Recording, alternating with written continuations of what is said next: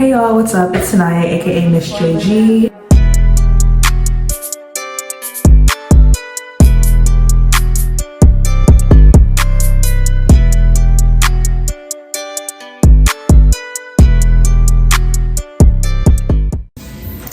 Hey y'all, what's up? It's Saniyah, aka Miss JG, and today's video is going to be a little bit different because I'm going to be giving advice. Not just any advice, but advice to my high school and college students. Not just any high school and college students, but high school and college freshmen. I have been both, and there's definitely some things that I'm glad I did, some things that I wish I would have done better, some things I definitely shouldn't have did, and it is all compiled somewhat, more or less, into advice that I am going to give to you all. So if this doesn't apply to you, feel free to watch because I like to think that I'm entertaining. If some of this advice applies and none of it applies, I'm going to be putting some timestamps based on who this is going to correlate to. It's going to be split into high school and college, high school and then college accordingly. So let's get right into it. My first piece of advice that I will offer to you is have some home training. Oh my gosh. I cannot stand the fact that in both high school and college environments, there are some people, you know, that are naturally getting used to the culture shock that is going to a new school and being introduced to a whole bunch of new people. And then there's people who take this as an opportunity to just act buck wild and like they've never been anywhere. Now in my high school, we've definitely had some things go down, one of which resulted in the doors getting taken off of our 5th floor bathrooms because people decided it was funny to put chicken wings in the toilet and put pen ink in the sinks and put their used feminine products unwrapped in the trash or in the toilet, and it's not flush the toilet at all actually. And it was just gross. So a lot more got banned than just the doors, but I'm just leaving it at the doors for now for the sake of keeping this story short. I say all that to say, please act like you've been there. If you haven't, act, please, okay? Like if you think this gets you cool points, I promise you it doesn't. People are talking about you behind your back and laughing at you. And if you think that this makes you different, it makes you different, but at what cost, right? Then when you get to college, you think it gets better because, ooh, yay, everybody's adults, you know, we're all mature, we're all growing up, and people are paying to be here, so they're not gonna act up. Wrong.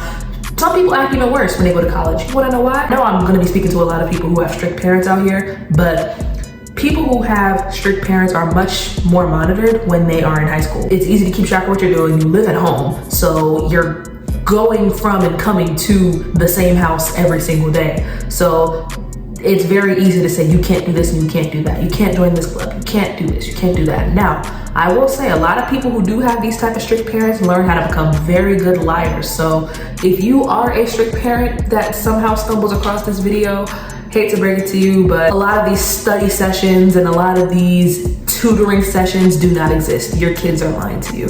And I hope it's a comfortable enough amount of time for you to learn that. In college, you're not under a microscope as much. If you go to school at home and you decide to stay on campus, yeah, it's easier for a parent to keep track of you, but you still have that living away from home effect. But if you're out of state and you had strict parents, yeah. I'm gonna tell you based on what I've seen, a lot of the people who get into the most trouble, act the most crazy, do the most, are the people who weren't allowed to do anything in high school. And that can mean a lot of different things in a lot of different contexts, but one thing I will say is a lot of the time these people are not careful. They're willing to try and say a lot of things that they would not have said had they not been under the microscope of their parents. And one thing I'll say is if you are going to be down that path, or oh, you want to get your little hoe on, oh, you want to get your little drinky drink, you want to get your little smoky smoke, be careful. Please do not let the fact that you have barely touched grass and sunlight from the time you were ages 0 to 18 let you be devoid of common sense. And even if you don't have a strict parent, it still is very much of a culture shock to come to college and be near groups of people who you wouldn't have otherwise met, been around, talked to, or any. I went to a predominantly Black and Latino school in a low income environment. So most of the people who I went to high school with were applying to colleges on financial aid. So when I went to college, I figured, hey, a lot of you guys have to be on financial aid, right? No. Some of the new people I talked to in college didn't know what work study was. They never even seen a financial aid anything. So when I would talk about these things, if they were commonplace, they would look at me confused. And when they would talk to me about how their parents could just pay off their tuition like they're paying the light bill, or how they can just go to school and not have a job, I was shocked. I was like, oh, I didn't know this was a thing. I thought this was just like something Disney Channel made up. I didn't know people's parents were just out here paying their kids tuition and all of that. I always thought that most people were on financial aid. And to an extent, that's kind of true, but not as many as you think, or not as many as I thought. So that was the culture shock for me personally, of me coming to college. And for you, it may be a little bit different. It may be, oh, this person speaks a different language. This person eats dinner at a different time. This person eats different food than you, different things like that. And act like you have home training in regards to meeting people of different cultures. Don't ask rude questions. Don't force this person out of their comfort zone when it comes to explaining their upbringing to you. Just don't be goofy, don't be weird. And when you meet people, let things develop naturally in their own time. Don't try to rush to figure someone out when they're not comfortable with being figured out, if that makes sense. Number 2, try to make friends. It is very important to make friends, not only in a professional context, but in a personal context. You know, you hear a lot of people say, you don't come to school to make friends, you come to school to learn. And yes, you come to school to learn, especially if you are paying a tuition to go to school and learn. However, developing social skills, especially very early, are very important, because when it comes to things like having small talk, when it comes to things like, you know, just basic camaraderie, helping you learn things about yourself, having somebody to vent to, things like that. Having friends is very important in that regard. And having friends, you know, it's good for the soul. It's nice to have a good core group of friends that you could all, you know, pal around with and do stuff with, and, you know, not feel like you're alone in this world. So yeah, make some friends. Number 3, nobody cares about where you came from before. If you're the valedictorian or the homework helper or whatever you were in middle school, all of that is erased when you go to high school. If you got a 1600 and have straight A's in high school, that all gets erased when you go to college. Because guess what? The beauty of going to a new school is that you start off with a clean slate. You are no different than anybody else. You're no better than anybody else. You're no worse than anybody else. So if you didn't have that good of a middle school career, you could always do better in high school. If you didn't have that good of a high school career, you could always do better in college. And if you didn't have that good of a college career, you could always do better in life. And if you didn't have that good of a life, then I don't know what to tell you. People have a very hard time coming to grips with this on both ends of the spectrum. Some people think that, oh, if I'm a bad student now, I'm always going to be a bad student. I should never try. I should never try to do new things. I should never try to make friends. And that couldn't be further from the truth, because people can make 180 changes in the span of a year, especially when you are a kid and you're just starting to learn about life. And then you have people on the opposite end of the spectrum where they think, oh, I'm always a top student. I don't ever have to study. I don't ever have to try. I'm always going to be the best. And those people tend to suffer a lot, especially in college, because if you think you are the only valedictorian who wants to get that 6-figure job by the time you graduate, you are going to be sorely mistaken. Many different people have the same kind of mentality as you, and you are going to have a lot more competition than you did once you were in high school. And you can't base your college career off of what you thought you were in high school, because again, we are new people. We are starting off with a clean slate. Everybody doesn't know, well, most people don't know each other. We're learning new material. You're becoming different people. And it comes to becoming different people, you can't let your past get in the way of becoming who you truly are supposed to be. If that is an amazing student, great. If that's an okay student, great. If that's a bad student, all right, maybe school's not for you. Well, college, please finish high school. Please finish high school, but maybe college or the specific college you're going to is not for you. But don't become imprisoned by the mindset that you are always going to be the same way from middle school to high school to college, because that couldn't be further from the truth. Number 4, don't let anybody pressure you.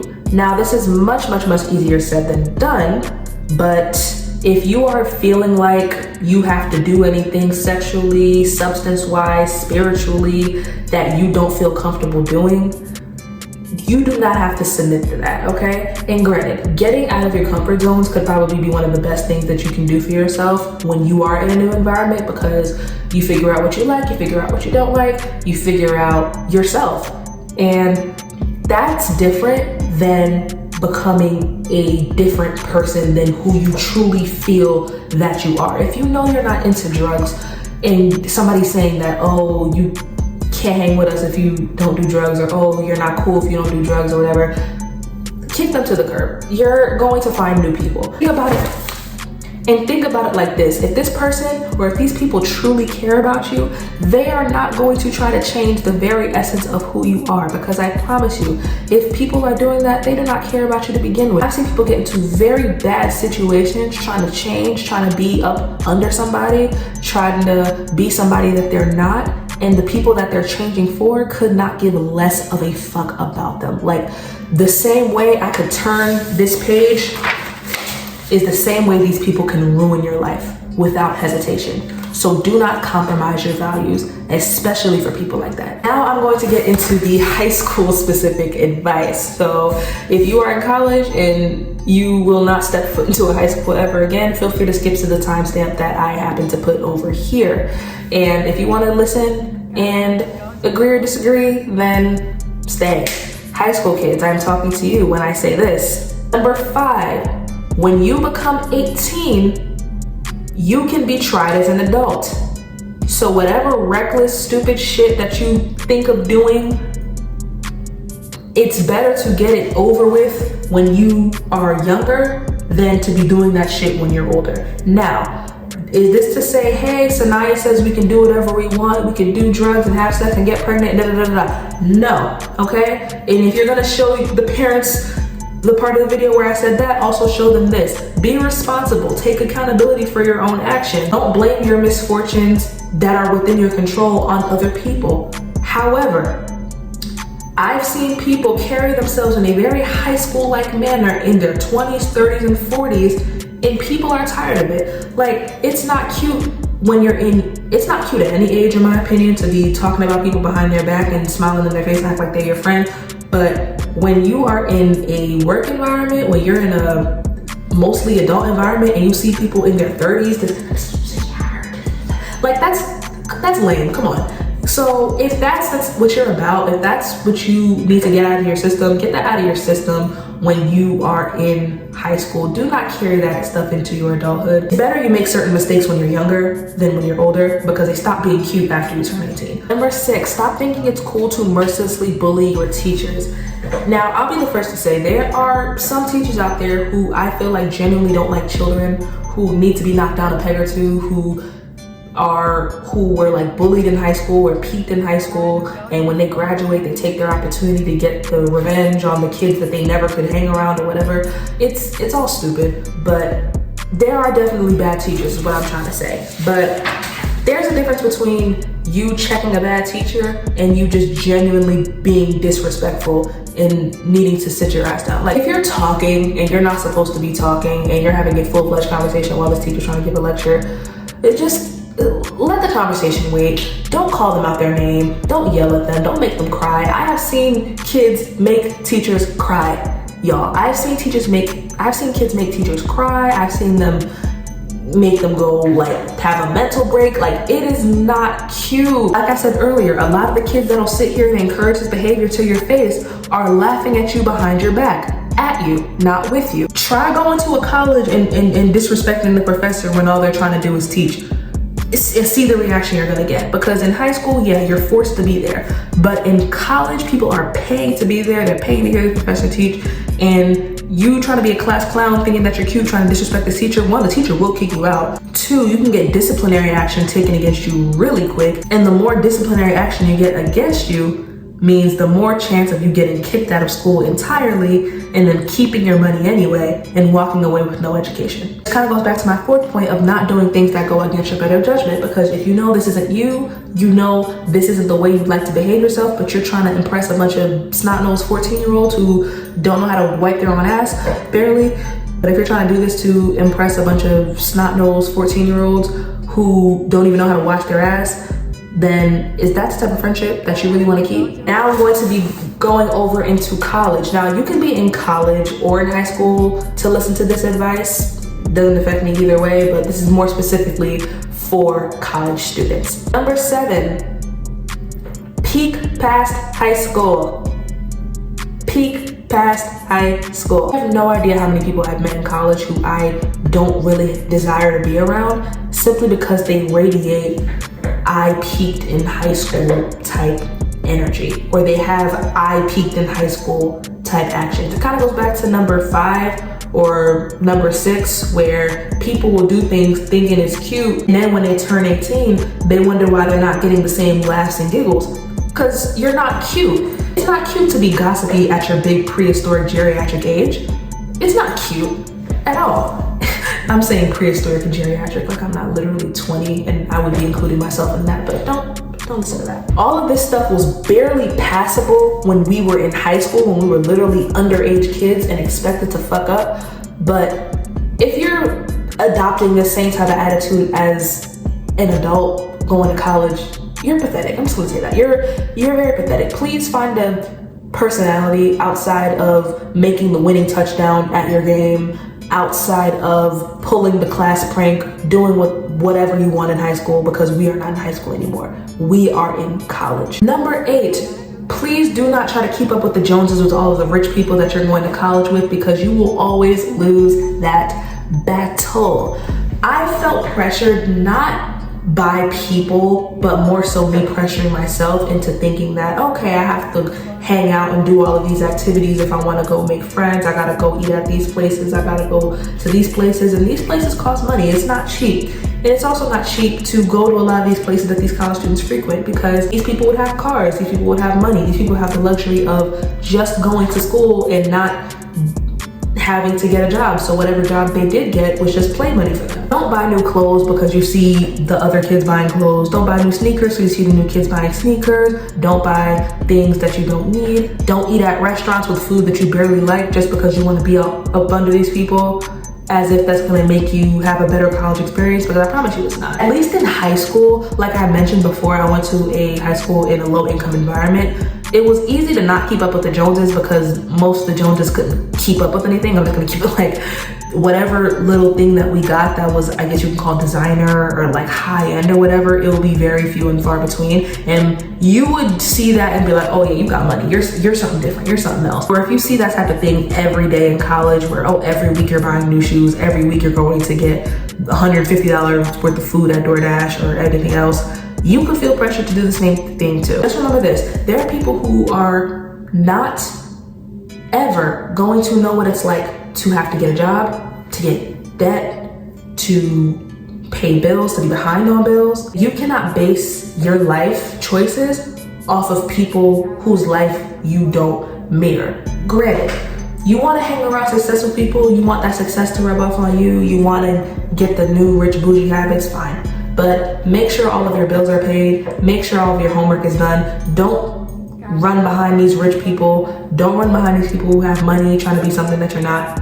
Because again, it is a losing battle, 100 out of 100%. Number 9, take advantage of the good in your life. I know in high school, you can kind of lose sight of this as well, but in college, it's very easy to lose sight of what's good in your life. I hate toxic positivity as much as the next person, but that doesn't mean to rattle on about how sucky your life is and about how nothing is going right for you, and I hate this class, and I hate these people, and I can't make friends, and oh my gosh. And I feel like this advice is good for college people in general, because you're kind of in this little limbo of being an adult, but not really. Like, this is kind of your trial run of being an adult and learning about how to conduct your life and kind of be an adult human before you are set off into the world. Now, I'm gonna say this. If you genuinely do not want to go to college, don't go. I'm a very big proponent of education. People should enrich themselves. People should educate themselves beyond what you're given in high school. But if you truly do not want to go to college, and I mean truly, like it makes your bones itch, don't go. Don't go. Don't pay for college because, oh, I just want to go to college and I have to make friends. I just want to go to college because everybody says I should go to college. I just want to go to college because my parents said I just want to go to college because Listen right here. Are your parents taking those tests for you? Are your parents going to those lectures with you? Are your parents doing that homework with you? If you're taking out loans, in most cases, are your parents' names going to be on those loans unless they have a Parent Plus loan? But either way, still, no, this is your college experience. This is your life. Okay, so tell these same people, okay, if you wanted to go to college so bad, you go to college. You do my essay. You go to these lectures.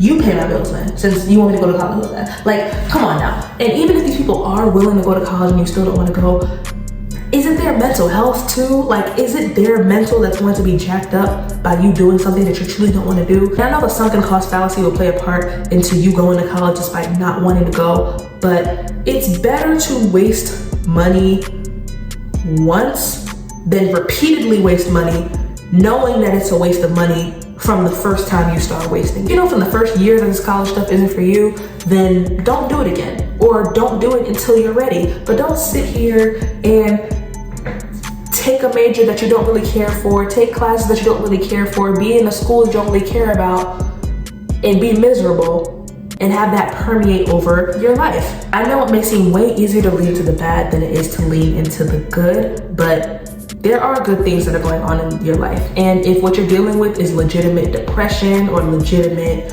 just thoughts of hopelessness, then I suggest seeing a licensed professional. I am not one, but I suggest seeing a licensed professional because that is something that can truly deteriorate you from within, and it is not a good path to be on. If that's more the direction that you're going in, I highly suggest getting help. Now, if this feeling is just, oh, I hate my life, but I don't feel like doing anything about it, so I'm just gonna sit around and be sorry for myself, that is not a good mentality to have either, because the same way you may think it's not rational to be toxically positive and just pretend that everything's okay, it's also not rational to dwell in the bad and not allow yourself to feel any kind of joy. This is a little bit of bonus advice. I forgot to put this actually in the beginning of the video, so I'm just gonna have it here.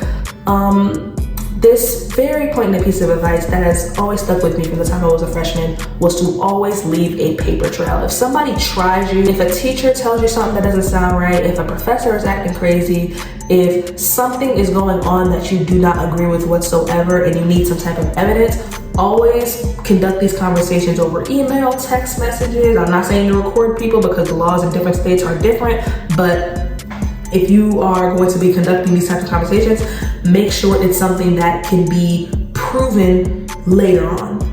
I always keep receipts. I've been keeping receipts since I was a freshman in high school, and it has always helped me out in situations where I needed to have a reference for something that has happened to me in the past, even if it's not for anything malicious. Even if you just want to tell a story and you don't want to be biased and you don't want to tell it in a skewed memory sort of way, so you want to have a point of reference to go back to, that is something that keeping receipts and having a paper trail could be good for as well. But if you know people want to try you, if you know that you constantly are getting into situations where these people are not treating you right and you don't have any proof, keep a paper trail. Keep a log of these conversations so you can always have proof of what goes down. Because we can agree and disagree on opinions all day long, but if the facts are sitting right in front of your face, there's not really much anybody can say to that. Thank you all for listening to my advice and talking a little bit about my experiences on being a freshman in high school and in college. And I hope whatever came out of my mouth was in help to some of you. And I hope that you guys take this beyond even high school and college, because some of this can be applied to life outside of college. I hope you all have a great day. And if that's all, bye.